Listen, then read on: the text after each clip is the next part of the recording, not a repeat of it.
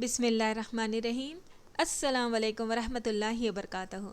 Class 12 subject history और अल्हम्दुलिल्लाह हमारा लेसन नंबर 9 स्टार्ट हो चुका है, जिसका पहला पार्ट हमने देख लिए और उम्मीद है कि आप लोगों को वो अच्छे से समझ में आ गया होगा। हमारा जो लेसन है इसकी थीम समझते चलो, तर्क नौ आबादियात। तर्क नौ आबादियात यानी कि नौ आबादियात को तर्क करना। और नौ आबादियात किसने कायम किए थे? यूरोपियन कंट्रीज़ ने किए थे। कहाँ कहाँ? एशिया, अफ्रीका और भी बहुत सारे इलाक़ों में। तो हम ये लेसन में हमको जो देखना है तो एशिया के और अफ्रीका के देखना है, ठीक है।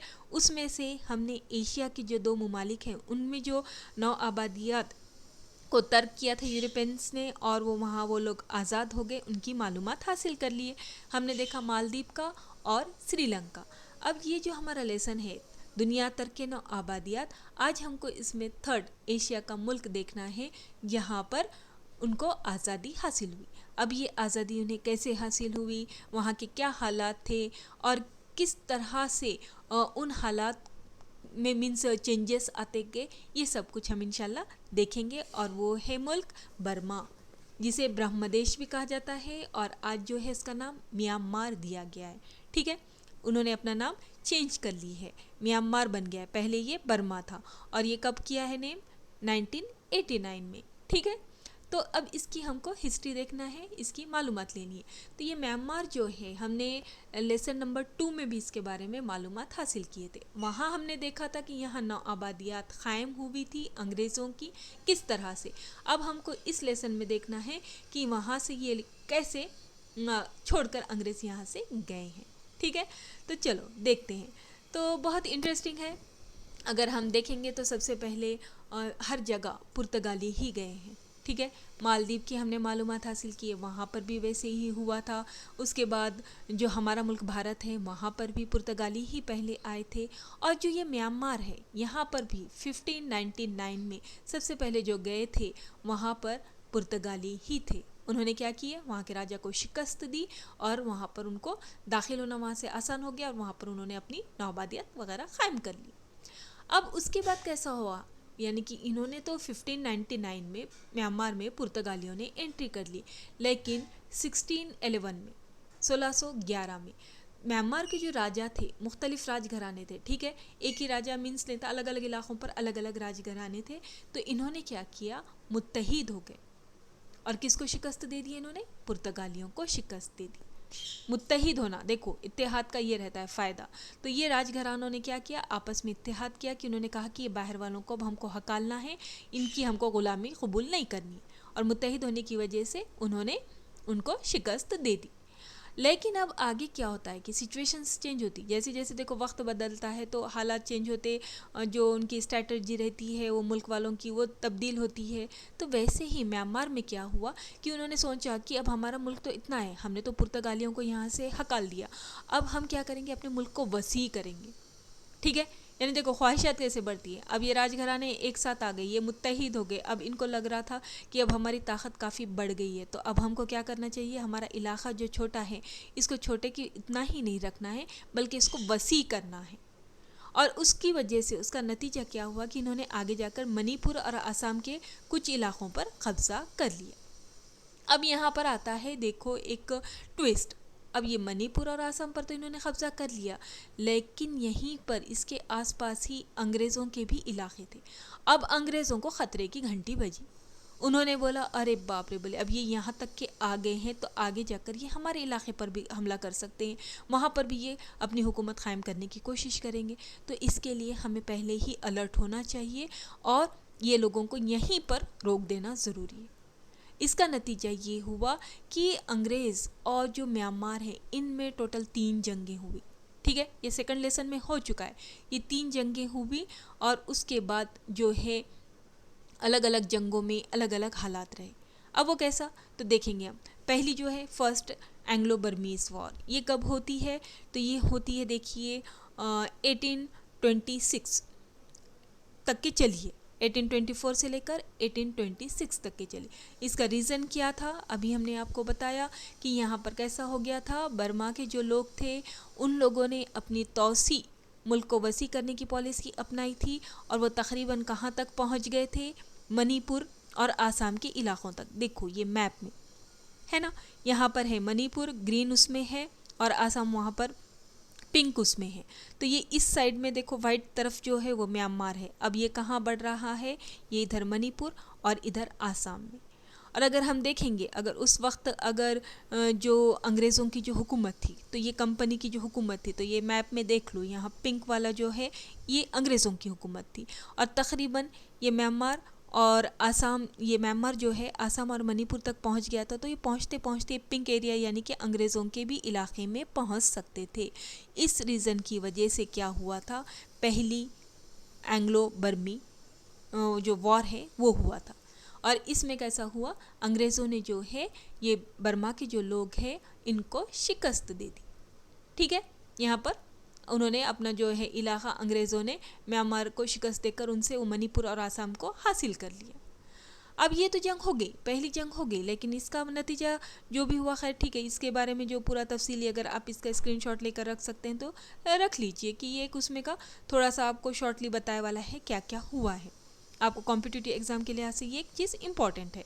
अभी के लिए तो खैर उतना आपको ये नहीं है 12th के लिए। तो अब आते हैं हम सेकंड एंग्लो बर्मीज़ वॉर पर। अब ये होती है 1852 से लेकर 1853 तक। ठीक है, अब ये दूसरी जो जंग हुई इसका भी एक रीज़न था। अब ये लोग क्या चाह रहे थे कि तकरीबन है ना जो म्यांमार है उसके ऊपर कब्ज़ा कर लेना चाह रहे थे अंग्रेज़। और पहली जो वॉर हो गया था तो उसके बाद कैसा हुआ था, कुछ अंग्रेज़ ताजिर जो है वो म्यांमार में जाकर रहने लगे थे, वहाँ से तिजारत कर रहे थे। लेकिन वो कैसा ज़्यादा ओवर कॉन्फिडेंस में चले गए थे और अपनी मन मर्जी कर रहे थे। तो उस वक्त क्या किया, म्यांमार ने उन लोगों के ख़िलाफ़ मुकदमा वगैरह दायर किया और उनके ऊपर कुछ उनको जुर्माना वगैरह आयद किया।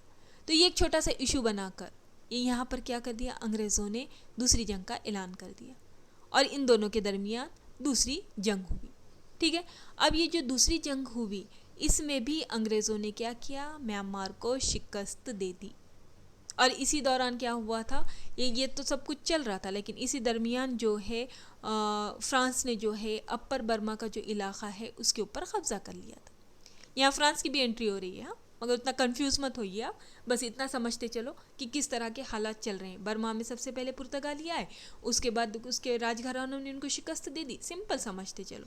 उसके बाद बर्मा के लोगों ने क्या किया था, तौसी पसंदी की पॉलिसी अपनाई। नतीजा अंग्रेज़ अलर्ट हो गए और इनमें जंगें हो रही है। पहली जंग हुई, अंग्रेज़ों ने मणिपुर और आसाम का इलाका वापस हासिल कर लिया। दूसरी जंग हुई, उसमें भी म्यांमार को शिकस्त दे दी और उसकी दरमियान ही फ्रांस जो है अपर बर्मा के इलाके पर उसने कब्ज़ा कर लिया। अब आते हैं हम तीसरी जंग की तरफ। अब तीसरी जो जंग हुई है तो ये ख़ास करके जो हुआ है इसमें सेकंड लेसन में भी आपने देखा है, एक शॉर्टली बोल देते हैं कि उस वक्त का जो राजा थिम्बा वगैरह आया था तो वो उसने अंग्रेज़ों का जो इख्तिदार था उसके ख़िलाफ़ हो गया था। वो चाह रहा था कि उनके ग़ुलाम नहीं रहना है, छोटे मोटे उनमें इश्यूज़ होते रहे और उसका नतीजा लास्ट में क्या हुआ था कि तीसरी जंग हुई। ठीक है, तो ये तीसरी जंग होने का एक रीज़न ये भी था कि जो म्यांमार के लोग हैं इन फ्रांस के साथ भी ताल्लुक़ात बना रहे थे और साथ ही साथ उन्होंने जो है जर्मनी और इटली के साथ भी क़ुर्बत हासिल करने, मतलब उनसे भी ताल्लुक़ात बनाने की कोशिशें शुरू कर दी थी। तो ये चीज़ अंग्रेज़ों को पसंद नहीं आई, तो उसका नतीजा ये तीसरी जंग हुई। और तीसरी जंग में तो उन्होंने अंग्रेज़ों ने टोटल उनको शिकस्त दे दी और इसको क्या कर दिया, म्यांमार को जो है ब्रिटिश इंडिया के एक हिस्से के तौर पर भारत में शामिल कर दिया। ठीक है, तो इस तरह से ये जो वाली तीसरी जो जंग हुई तो जो वहाँ का मेन इलाका है बर्मा का जो मंडाले कहा जाता है, वहाँ पर अंग्रेज़ों ने कब्ज़ा कर लिया। तकरीबन पूरा बर्मा उनके कब्ज़े में आ गया और उन्होंने इसे क्या कर दिया, भारत का एक हिस्सा बना दिया। क्योंकि उनकी पूरी हुकूमत भारत में थी, वहीं पर इनको भी उन्होंने शामिल कर दिया। ठीक है, अब उसके बाद जो होता है देख लो, इस तरह से जो है ब्रिटिश जो है इनका किस तरह से एक एक जंग के बाद म्यांमार पर कब्ज़ा होता गया। इस मैप में से आपको सिंपली समझ में आ जाता है।